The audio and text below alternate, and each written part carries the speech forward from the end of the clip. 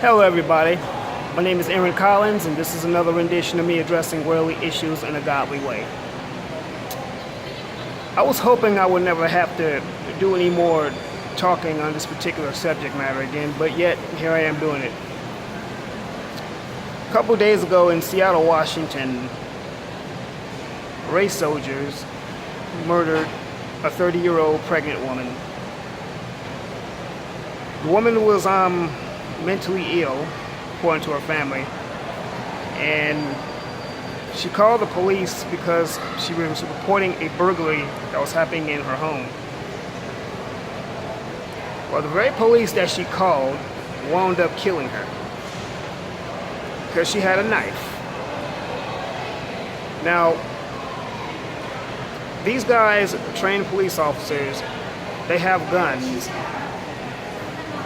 but they could have found a more non-lethal way of taking her down, but they chose to murder this woman.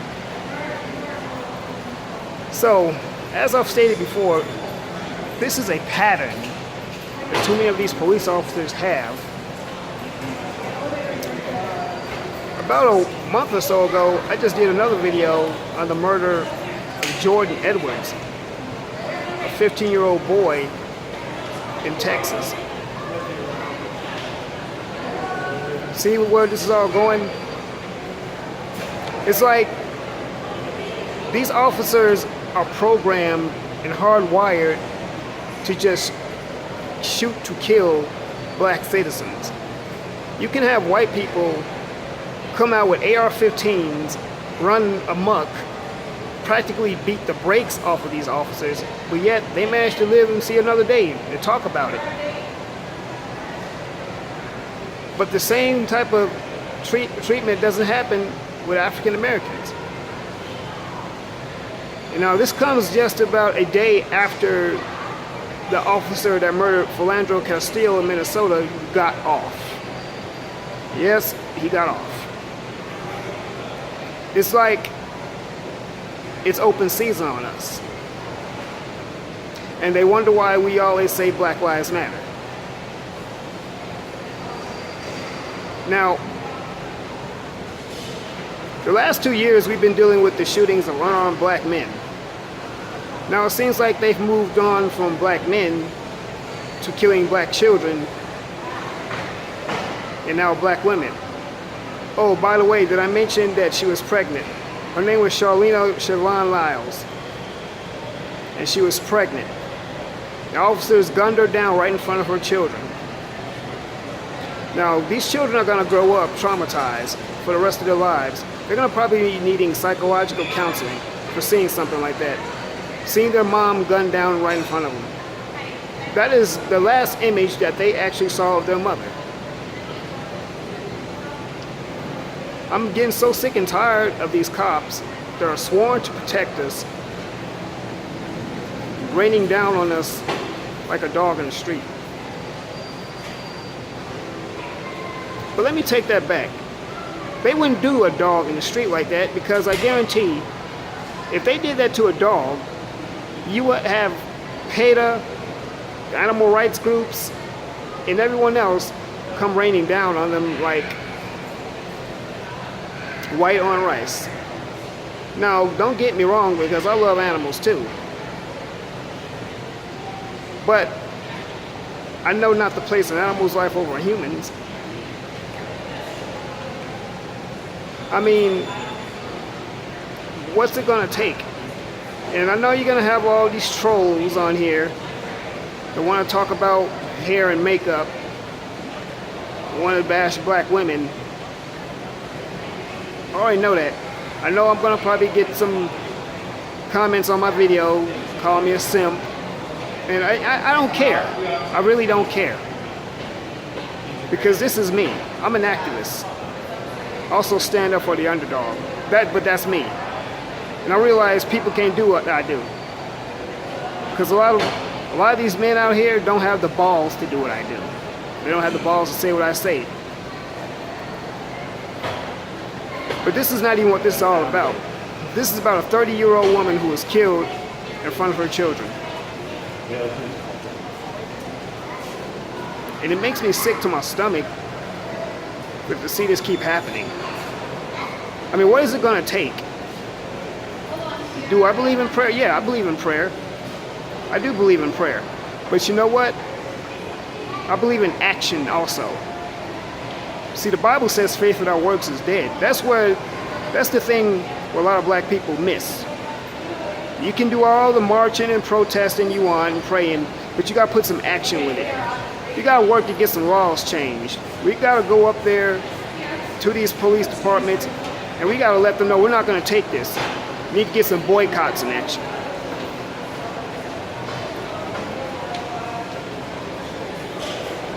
We have to let them know that we're not going to take this. And one way to let them know is to hit them where it hurts the most, in their pocket. They rely on our dollars for them to eat at night. We spend millions of dollars in their shops, stores, and whatever else. If we could just pull back the black dollar for a day or two, I guarantee this would change overnight. Because they can't live without our dollar. When are we going to learn to realize to love ourselves enough to stop letting this happen? Our community is so fractured. We need to start beginning the process of putting it back together again. Now, is this indicative of all police officers? No, it's not. But I'm going to say this. But officers out there that are not like that, you need to pull your fellow officers to the side and let them know, hey, you're making us all look bad. You can't be murdering citizens like this. It's amazing to me how Donald Trump can go into foreign countries and talk about how their leaders are killing their people and want to bring them to the world court for atrocities and this thing in Paris and the Syrians and this, that, and the other. But yeah, you got your own American citizens right here in the United States. They're being gunned down, unarmed. Like I said in the Jordan Edwards video, it's a big game hunter mentality. It is open season on us.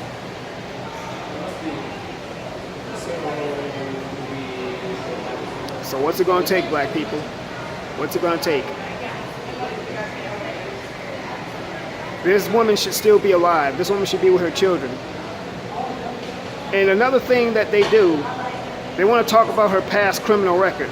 Okay, so what? She's got some mental issues, but she was getting herself together. The place she was living in was an assisted living facility. And so they figured because they had issues with her before that they would go armed. So officers that are trained for this sort of thing, you mean to tell me you can't de-escalate a situation without resorting to deadly force? For a 30-year-old woman that's armed only with a knife and there's two of you? And then you want to run with the age-old excuse, which I call a lie, is that you feared for your life. Well, I'm sure she feared for her life also if she was reporting a burglary. That's why black people have the attitude that we have toward the police. It's a trust issue. We simply just don't trust the police.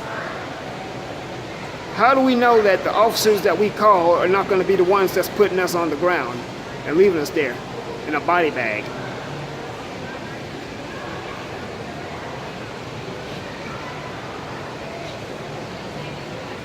And there's going to be some people out there, some white trolls and some black coon trolls as well, that's going to say, oh, well, she should have been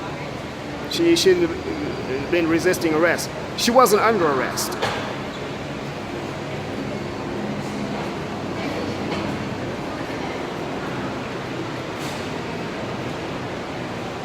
You had another woman gone, another young life snuffed out. She was only 30 years old, in the prime of her life.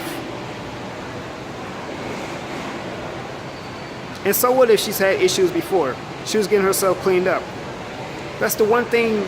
See, the one thing when it comes to us and police shootings, they always want to bring up the criminal record of what happened in the past. But the interesting thing about it, when it comes to white criminals, they do the exact opposite. They want to paint a picture of him like he was just, they want to paint this picture of how they were mistreated, of how they were just being picked on, how they were bullied, how they were just so victimized, which turned them into a life of crime, but yet they go shoot up entire schools, and you have sympathy for them. It's a pattern here, but it's not the same treatment. But yet you got some of these trolls that want to say that, oh, it's equal. Everyone's treated fairly. Everyone's treated the same. Well, the media and the statistics say that it's not.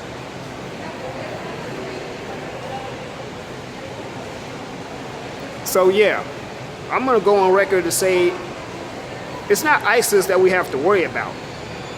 It's not Al-Qaeda or any of these other organizations that they want to paint a picture of. It's this white supremacist terrorism and these race soldiers infiltrating the police departments that we have to worry about. You know, before you say something, which I know you will, I said white supremacists, I'm not talking about all white people. Because I know that's what's going to be in somebody's mouth. Oh, then I'm racist. Because I got news for you. There's some black people out there too that have a white supremacist mentality. We call them coons. So yeah, I said it. You don't have to be white to be a white supremacist.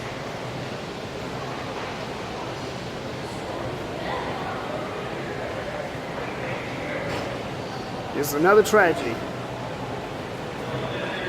And once again, I repeat, this is just a day shy of the murder of Philando Castile getting off.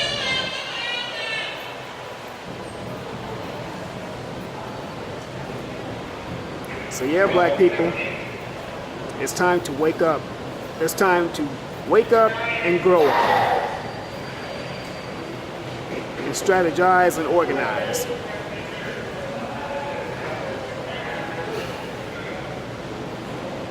Like, comment, subscribe, share this video. And remember, God loves you.